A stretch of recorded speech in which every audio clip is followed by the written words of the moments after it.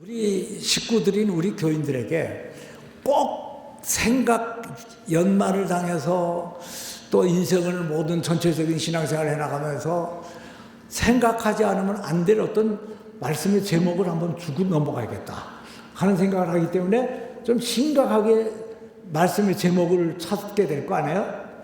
그래서 찾아낸 게 바로 뭐냐 하면은 왜 내가 예수를 믿는가? 여긴 중요한 게요. 왜가 있고 내가 예수를 믿는가? 얼른 생각해 보면 야, 그거 좀 시시한 질문 아니야? 그거 뭐 예수 믿은 지 몇십 년이 됐는데 뭐 그걸 이제야 또 생각을 해? 거의 이미 다 잊어먹고 지내고 있는 건데 옛날에 생각했던 건데 그렇게 가볍게 넘어갈 수도 있어요. 근데 사실은 그렇지가 않아요. 굉장히 중요한 것은, 심각한 것은 뭐라면 한두 가지뿐이에요. 잡다한 거는 많이 중요한 것 같은 것들이 있지만 사실은 진짜 중요한 거는 몇 가지 뺄 수밖에 없어요. 그래서 그거를 꼭 한번 우리가 생각하고 넘어가야겠다 하는 의미에서 왜 내가 예수를 믿는가. 근데 여기에는요, 보세요. 왜는 물론 이유가 있겠고 내가가 있어요. 여기는 왜 내가 예수를 믿는가예요. 왜 여러분들은 예수를 믿습니까? 또는 우리가 왜 예수를 믿는가? 왜 크리스찬들은 다 예수를 믿는가? 그런 것들을 물어본 게 아니에요. 내가. 그러니까 여러분들이 나는 속으로 생각하세요. 이거 꼭 뭐 나한테 대답할 필요가 없어요. 내가 늘 하나님과 더불어 대화나 기도하는 가운데, 묵상하는 가운데 우리가 생각해야 될 제목이 바로 왜 내가 예수를 믿는가? 그거예요. 그런데 한번 말씀을 봅시다. 우리 한번 쭉 제목. 나는 왜 예수를 믿는가? 나는 왜 신앙생활을 하는가? 나는 왜 교회를 나가는가? 어때요? 똑같은 질문이에요. 한 가지 질문이에요. 왜 예수를 믿는가? 그거죠. 예. 그래서 이 질문은 우리나 여러 사람들에게 묻는 것이 아니고 우리 전체가 왜 예수를 믿습니까? 우리 교회가 왜 예수를 믿습니까? 또는 사람들에게, 여러 사람들에게 묻는 질문이 아니에요. 나에게 내가 왜 예수를 믿느냐 하는 것들을 물어보는 것들이에요.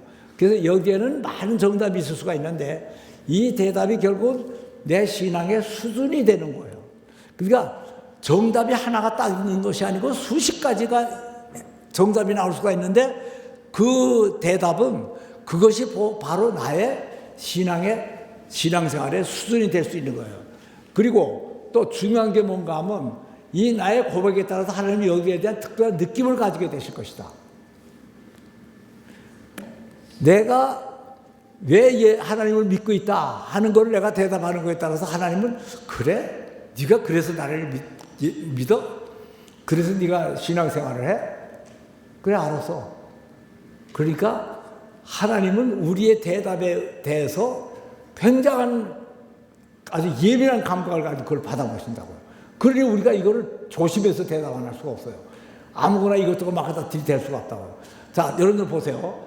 내가 지금 아내와 결혼한 이유가 뭐예요? 또 내가 한 사람 연애할 때 애인을 내가 사랑하는 이유가 뭐예요? 아마 지금 20년, 30년 같이 살다가 새삼스럽게 다 물어보고 싶어요. 남편도 아내에게, 아내도 남편에게. 당신 왜 나 사랑하지?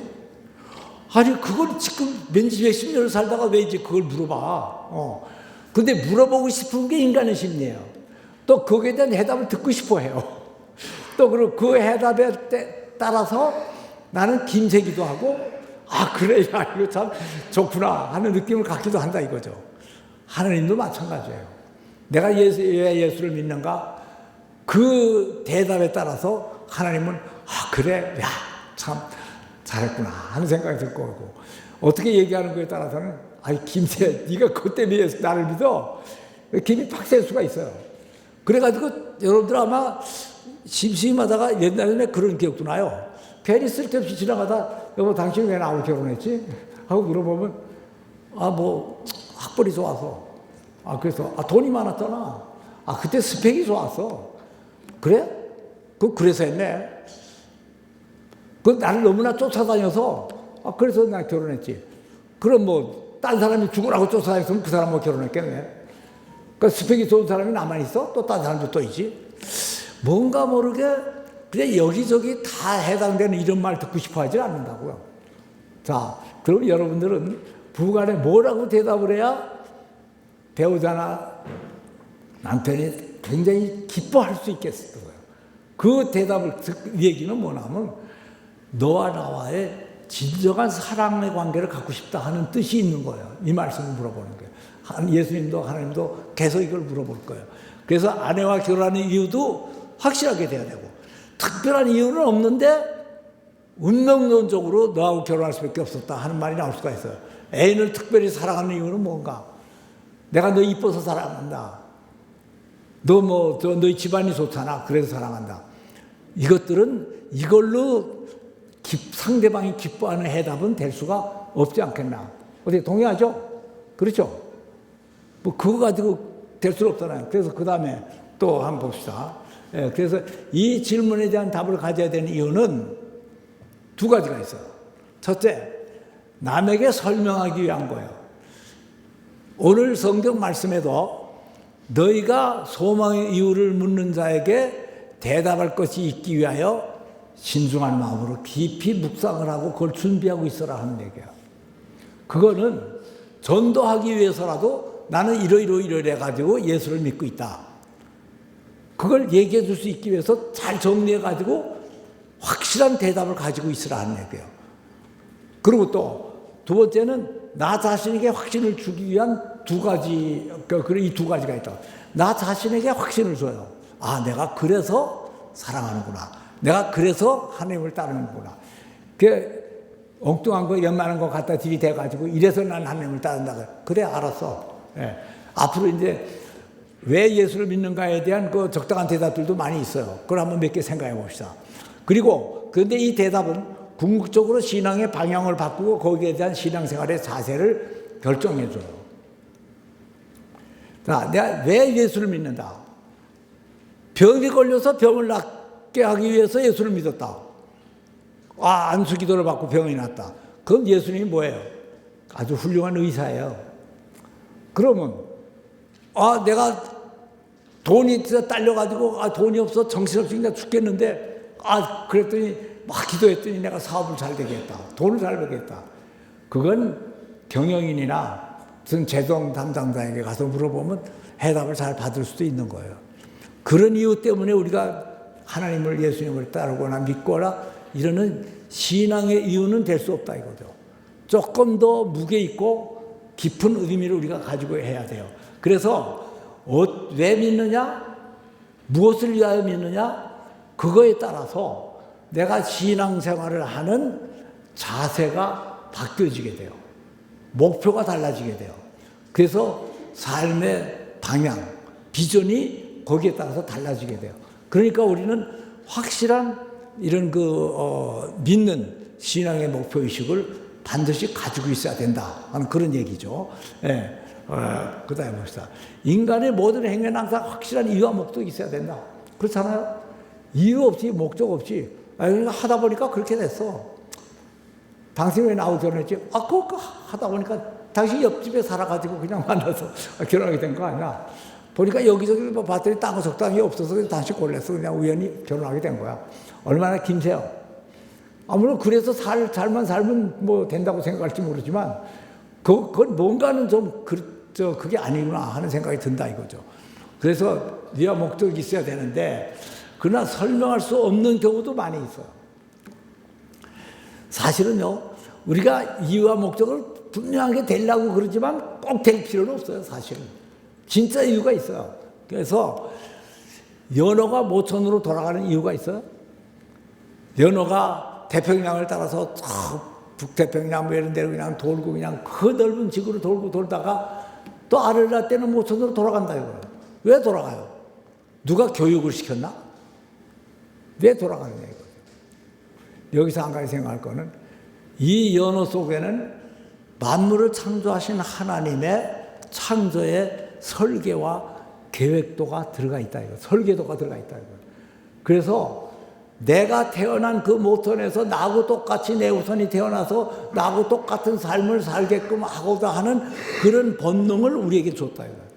여기서 이제 중요한 해답이 나오기 시작하는 거예요. 내가 하나님을 믿게 된 것은 내가 믿은 것 같은데 따지고 보면 그게 내가 아니에요. 내가 하나님을 찾았지만 하나님을 찾고도 하는 마음을 하나님이 나에게 주셨던 것들이 더 중요하더라는 얘기예요. 그 본능을, 그 본성을 우리에게 주지 않았더라면 내가 하나님을 찾을 리가 있어요? 날마다 바쁜데, 내 할 일도 바쁜데 뭐 하려 하나님을 굳이 찾아가지고 중요한 노는 날 뭐 이런 날 밤낮 교회에 나와서 설교를 들어야 되고 뭔가 말씀을 공부해야 되고 왜 그런 걸 하게 되겠냐 하는 얘기죠. 또 그래서 여러가 모천으로 돌아가는 이유는 그거고, 또 부모에게 효도를 해야 되는 이유가 있습니까? 이유가 있다면 구차해요. 너 나를 낳아줬기 때문에, 나한테 밥을 먹여줬기 때문에, 옷을 해줬기 때문에 계속 부모가 그렇게 줬잖아. 그래서 믿어. 그렇지 않았더라면 효도 안 할 뻔했어요. 그리고 도덕적으로 내가 효도를 해야 되기 때문에 한다. 그럼 도덕 공부하기 전에는 효도 안 해도 되는 거예요? 모름지기 인간으로 태어났으면은 하나님을 우리는 공경을 해야 된다 하는 본능을 우리에게 줬어요. 부모를 공경해야 되는 그런 본능을 우리에게 줬기 때문에 제가 보니까 많은 스토리를 이렇게 볼 때 부모를 거역하고 부모를 속삭이고 온 집안을 망치고 그렇게 하던 아주 무지무지한 그런 불효자, 그런 탕자와 같은 그런 사람이라도 마음속 한 구석에 있는 그 회한이 뭔지 아세요? 나도 부모에게 효도를 해야 되는데, 정말 효자로 살고 싶었는데 그렇게 살지 못했다 이거죠. 왜 효자로 살아야 된다고는 그런 마음을 가지게 되냐 하는 얘기죠. 그건 바로 하나님, 제2의 하나님의 부모를 공경해야 되는 본능과 본성과 마음을 하나님께서 우리에게 이미 불어넣어 주셨다는 거예요. 이게 복음이에요. 근데 그것들이 우리의 잘못과 우리의 실수와 과오로 말미암아 죽어버렸죠. 그게 그냥 무뎌져 버렸죠. 그게 잘못됐기 때문에 엉뚱한 딴 삶을 살면서도 뭔가는 그쪽으로 돌아가야 되는데 하는 그런 마음을 항상 가질 수밖에 없게 되는 것이 우리 인간들이라는 거예요. 마치 연호가 모천으로 돌아가야 되고, 우리 인간들은 부모에게 효도를 해야 된다고 생각하게 되고, 이건 누가 가르쳐서 되는 게 아니에요. 물론 초등학교 가면 이런 걸 배워주기도 하지만 배워주기 이전에 우리 본성적으로 살인하면 안 되는데, 왜 살인하면 안 돼요? 뭐 사회적으로 뭐 사회학적으로 법률학적으로 이렇기 때문에 살인하면 이런 죄가 되고, 그거 설명하기 이전에 우리는 내가 아침 뭔가 잘못해가지고 상대방을 죽였다 그러면 그 사람이 숨을 넘어가고 죽는 거를 보는 순간에 아, 내가 못할 짓을 했구나. 이건 아니었는데, 이거 잘못한 게 있는데, 본성적으로 도덕적으로 내 마음속에 뭔가 일어나가지고 그걸 후회하게 되는 마음을 가질 수밖에 없게 되는 것이 인간의 본성이에요. 이런 본성을 하나님께서 하나님의 형상과 모양대로 우리를 만들었다고 했을 때 그걸 불어넣어 줬다는 게 우리는 큰 정말 희망이고 소망이고 그 가치예요. 그래서 우리는 하나님의 아들로 원래 창조가 됐어요. 비록 그 빛을 잃어버렸고 잠깐은 상실했고 잠깐 떠나 있을지는 모르지만 그걸로 돌아가지 않으면 안 될 우리의 본성을 우리가 가지고 있다는 것을 대전제로 모든 것들을 생각해 보자 하는 얘기죠. 그 다음에 애인을 좋아하고 사랑하는 이유 등이다. 여러분들 한참 연애하는 사람한테 뭐라고 대답하면 제일 좋아할 것 같아요? 뭐라고 대답하면 좋을까? 그럼 여러 가지 또 나오겠죠? 그 중에 하나, 뭐 여러 가지 있겠지만 내가 그래서 옛날에 연애를 좀 잘했나 봐. 너는 내 운명이었어. 너를 딱 보는 순간에 그냥 내가 꽂혀서 그냥 떠날 수가 없었다. 이유는 몰라 나. 뭐 이뻐서 그랬는지, 뭐 또는 우리 어머니를 닮아서 그랬는지, 우리 식구하고 얼굴 모양이 비슷해서 그랬는지, 뭐 했는지는 모르지만 너를 내가 딱 보는 순간 네가 내 마음에 닿고 나는 너를 떠날 수가 없더라. 그래서 어떻게 하면 잘 보일까도 생각을 했고, 어떻게 하면 내가 사랑을 받을까, 사랑을 줄까 생각을 했고, 뭐 그런 정도 얘기를 하면 상대방이 그랬어? 야, 참 좋아할 수 있지 않겠어요? 뭐 돈이 있었기 때문에. 너 그때 뭐 학벌이 뭐였기 때문에 뭐 이거는 저리 가라는 얘기죠. 예. 그래서 나는 여기서 왜 이 얘기를 계속 이렇게 얘기하냐면 왜 우리는 하나님을 믿게 됐고 왜 예수님을 따르게 됐고 그걸 하게 됐느냐. 그런데 오늘 이 성경 말씀에도 너희 소망의 이유를 묻는 자들에게 그걸 준비를 단단히 해둬라 하고 하는 이유는 뭐냐? 이때 이 말씀을 했을 때는 어느 때인가 하면 그때 초대교회 모든 사람들이 예수를 믿는 건 곧 핍박과 죽음을 의미하는 것이었기 때문에 그랬어요. 그때 지금은 우리가 예수를 믿으면 오히려 더 칭송도 받고 더 폼도 잡고 뭐가 좋지만 그때는 예수 믿는다는 것은 곧 사자굴에 또 사자에게 잡혀 먹힐 수도 있고 원형 경기장에서 우리가 죽을 수도 있고 핍박을 받을 수 있고 생명을 뺏길 수도 있는 그런 그 어려운 상황 속에서 그 얘기를 성도들에게 해준 거라, 베드로가 해준 거라 이거죠. 그래서 예수를 믿는 소망을 가진 그 이유에 대해서 내 스스로 굳건하게 붙잡으라 이거예요. 단순히 뭐 돈이 좀 많아졌기 때문에 돈 벌게 해줬기 때문에 그걸 했다가 아니에요. 이제 내 목숨이 거기 있었기 때문에 그랬다 하는 거를 설명할 수밖에 없다 이거죠. 그래서 이 설명할 수 없는 이유가 많이 있지만 그게 오히려 오리지널한 진정한 대답이 되고 그 말을 듣는 상대방이 나를 좋게 생각하고 사랑할 수 있게 되는 그 이유가 되는 거죠. 신앙에도 간단히 설명할 수 있는 이유들이 있다. 그래서 나름대로 그래서 좀 정리를 해봤는데 이게 정답은 아니에요. 이것도 내가 생각해봤던 어떤 하나의 일종의 대답 중에 하나예요. 여러분들도 이 어떤 일 중에서 어떤 대답을 좀 보태가지고 나름대로의 감정을 만드세요. 왜냐하면 이런 그 대답은 획일적인 정답이 있는 게 아니기 때문에 그래요.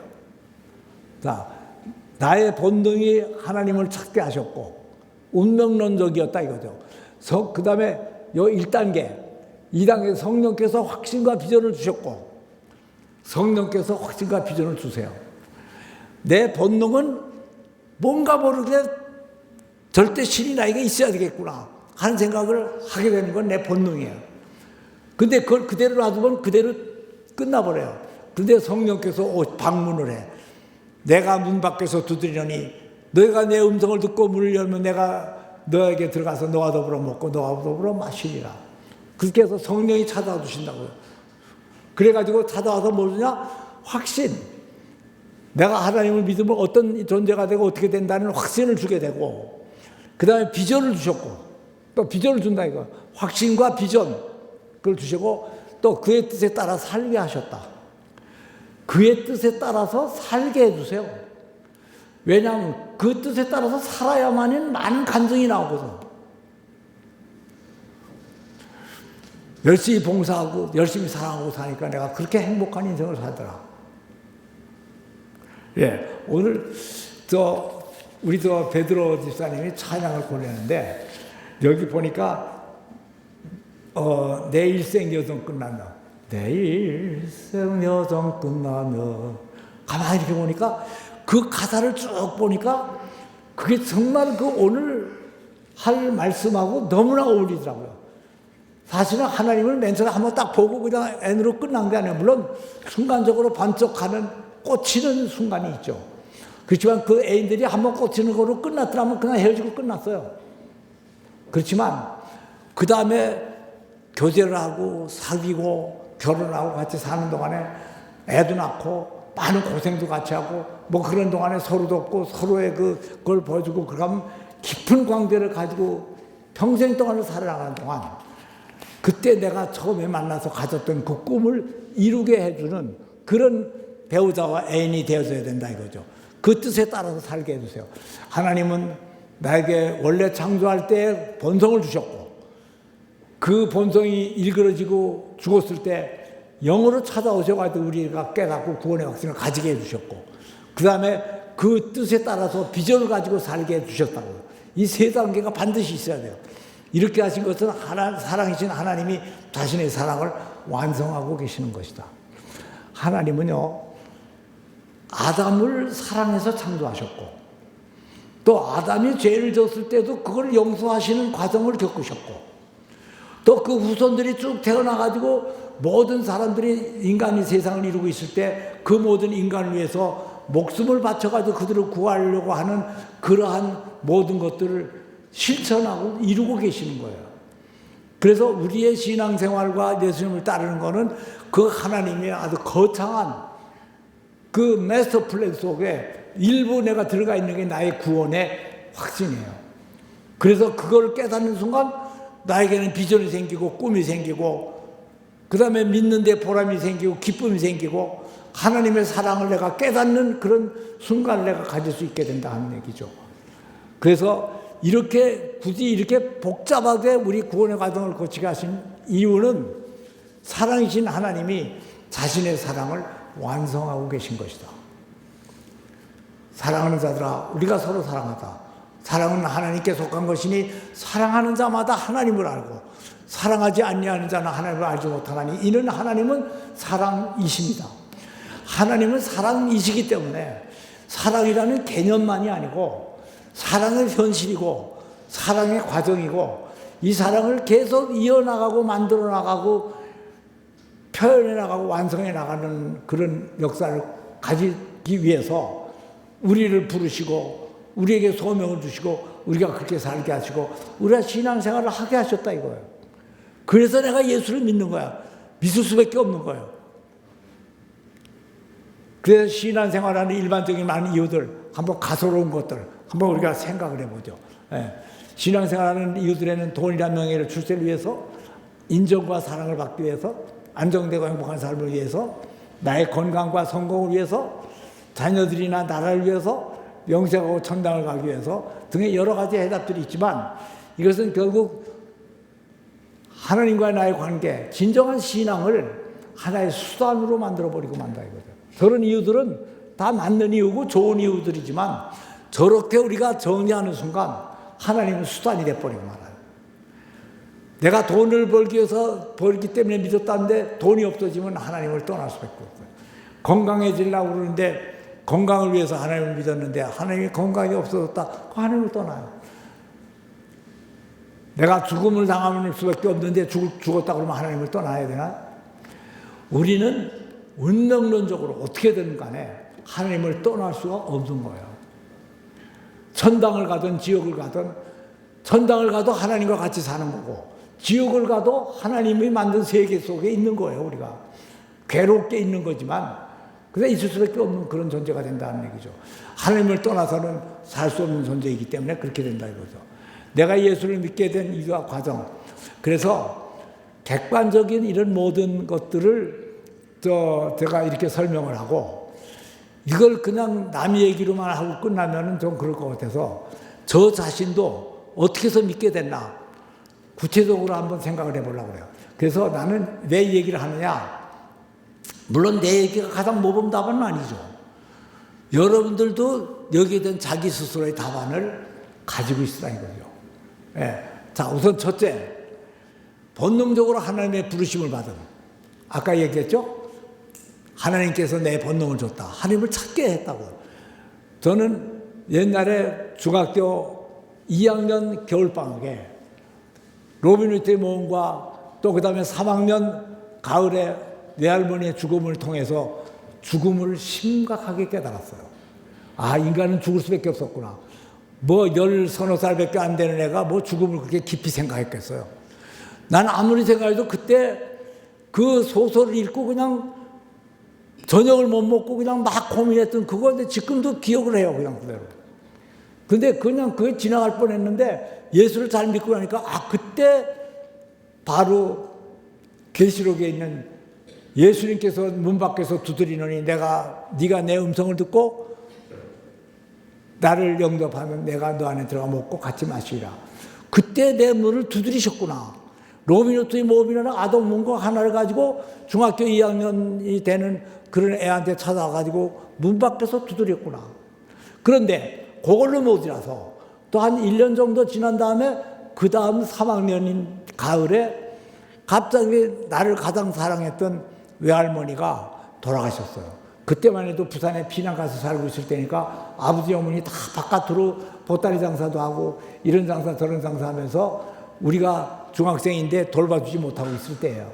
그럴 때 외할머니가 밤낮 우리한테 와가지고 뭣도 사주고 이렇게 나를 보살폈으니까 그냥 오로지 외할머니가 그때 우린 외할머니 밑에서 자라는 입장이죠. 근데 그 외할머니가 딱 돌아가셨어요. 돌아가셨는데 장례식을 하는데 중학교 3학년짜리가 따라갔죠. 이제 가을철인데 따라가가지고 그때 처음 이제 저 매장하는 걸 봤죠. 이렇게 파가지고 그 속에다 뭐 뻘건 보재기를 묶어가지고 딱 끈을 달아서 내려가지고 탁 묶고 사람들이 흙을 가지고 탁 묻으면서 그 위에 딱 묻더라고. 야, 외할머니가 얼마나 저 관 속에서 답답할까. 흙 속에 묻혀가지고. 또 로빈후드의 모험을 볼 때도 웬남은 로빈후드 모험이 요 정도 두꺼운 책인데 한 2-3시간 정도 읽었어요. 저녁에 오후에. 근데 읽었는데 그 속에 13살 먹은 로빈후드가 가출을 해가지고 숲속에 들어가가지고 많은 사람들을 데리고 대장 노릇을 하면서 그냥 부자들의 돈을 뺏어가지고 가난한 사람 나눠주는데 얼마나 참 멋있는지 홍길동이 같은 얘기 같아서 거기 폭 빠져 있는데 이게 그냥 계속해서 잘 되는 게 아니라 그러다가 붙잡혀 죽더라고요. 그 죽기 시작했는데 마지막에 병원에서 자기 부두목 리틀조가 와서 저 두목님 어떻게 된 겁니까? 그랬더니 내가 이제 온몸이 다 힘들어 죽게 됐는데 내가 이 숲속에서 하더니 화살을 쏠 테니까 이 화살이 떨어지는 거기다 나를 묻어달라.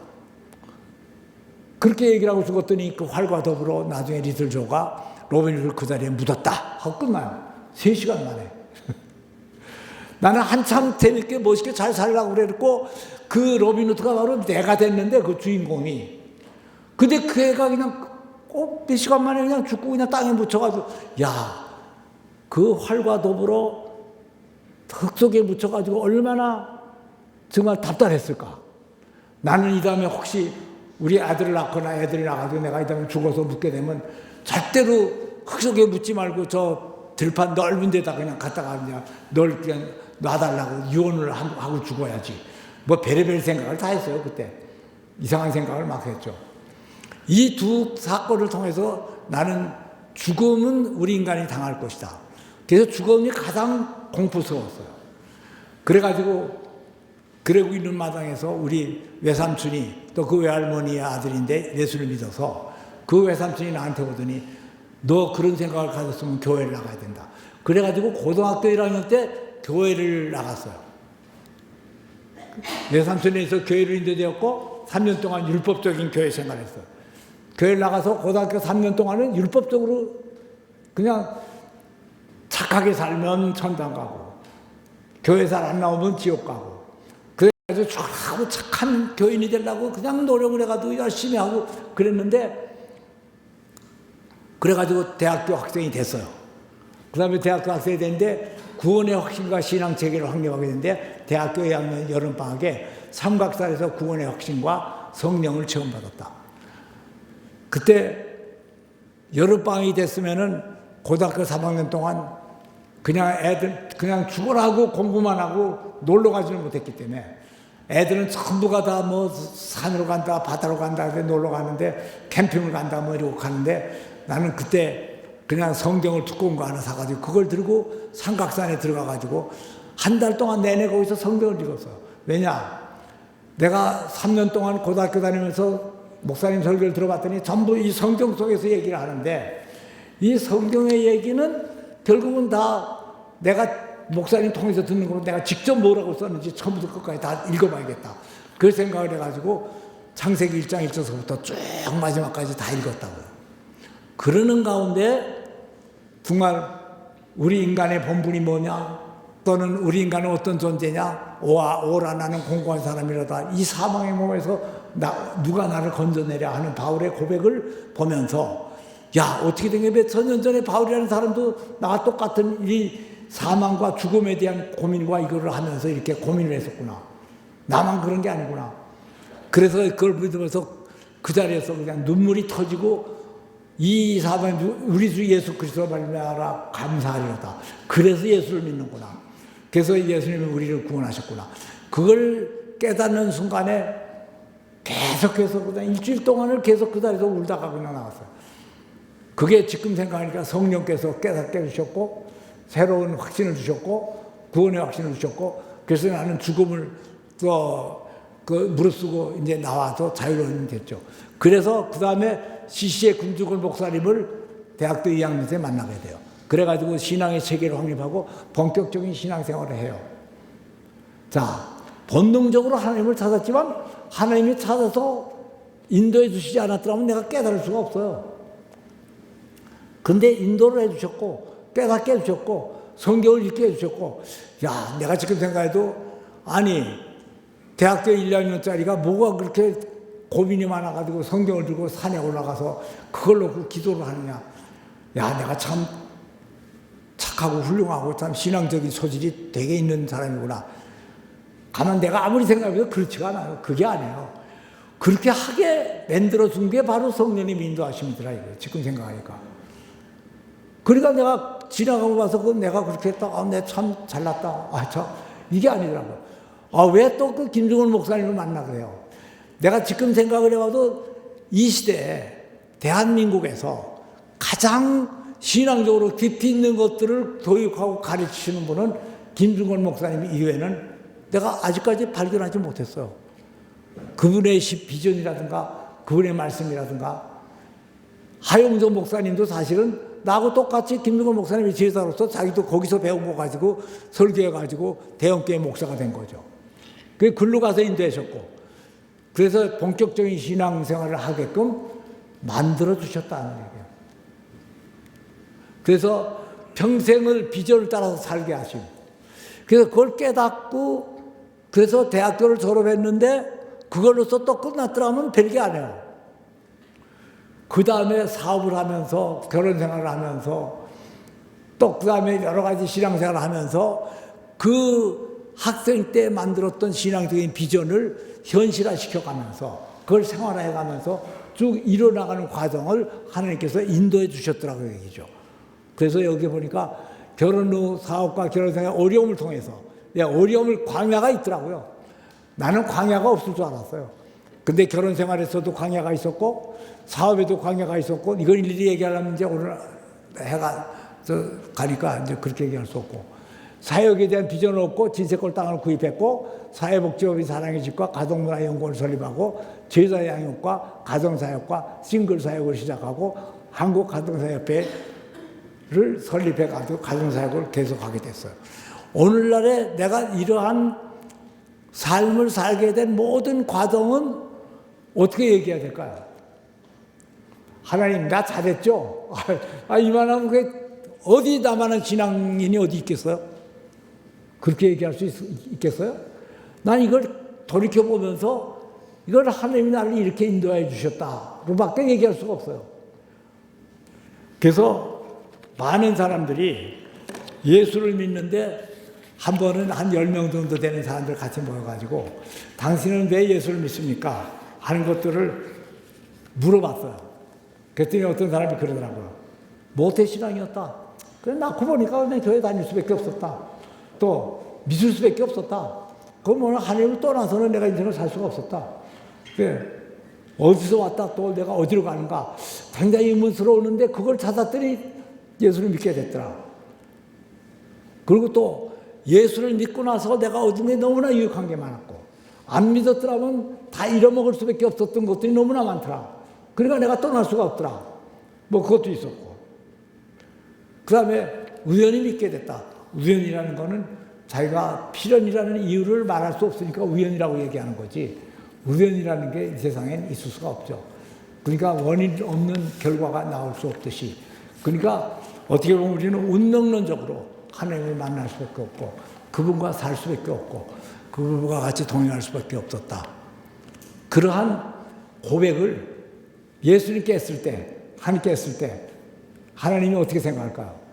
얘가 내가 해준 일을 아는구나. 내가 쟤한테 해준 그 구원의 크기를 얘는 조금씩 깨닫고 있구나. 거기에는 내가 들어가도 안 돼요. 내 일생 사는 동안. 그래서 그걸 한번 우리가 한번 부르고 끝나면 좋을 것 같아요. 우리 베드로 집사님, 맨 처음에 우리 한 찬양 있죠? 준비 찬양 한 거.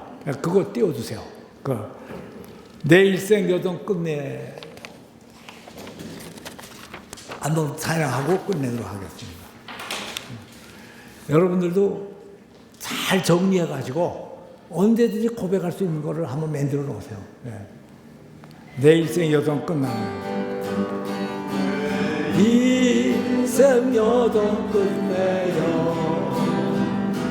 강 건너 언덕 이를 때 예수님 향해서 나는 향해 말하리.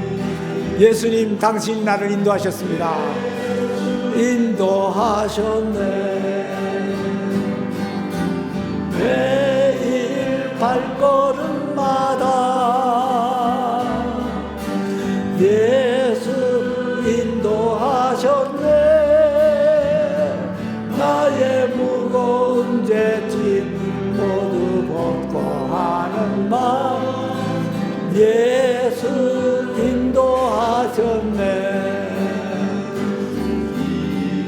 가시밭 인생길을 가지만 시험과 환난이 많지만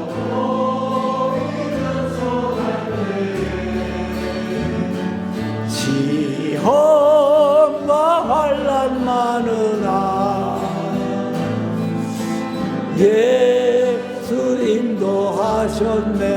매일 발걸음마다 매일 발걸음마다 예수 인도하셨네. 나의 무거운 죄짐을 모두 벗고 하는 말 예수 인도하셨네. 이게 내 고백입니다. 우리의 고백입니다. 발걸음마다 예수님이 보살피셨습니다. 항상 승리하게 해주셨죠. 승리의 개가 부르며 그를 찬송하리라. 매일 발걸음마다 예수 인도하셨네.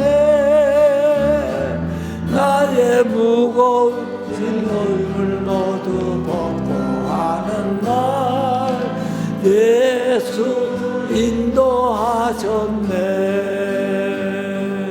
하나님 감사합니다. 저의 생을 여기까지 이끌으신 하나님께 영광과 찬양을 올려드립니다. 앞으로도 성령과 더불어 예수님과 더불어 계속 동행할 수 있게 인도하여 주시옵소서. 그래서 우리가 우리 일생 끝나는 그날에 예수님이 나를 이렇게 인도하셨습니다 하고 고백할 수 있는 우리 모든 신앙인이 될 수 있도록 인도하여 주시고, 우리들에게 예수님을 확실히 따라야 되는 분명한 이유들을 저희 마음속에 이제 본능적으로 가질 수 있게 인도하여 주시옵소서. 예수 그리스도 이름으로 기도합니다. 아멘.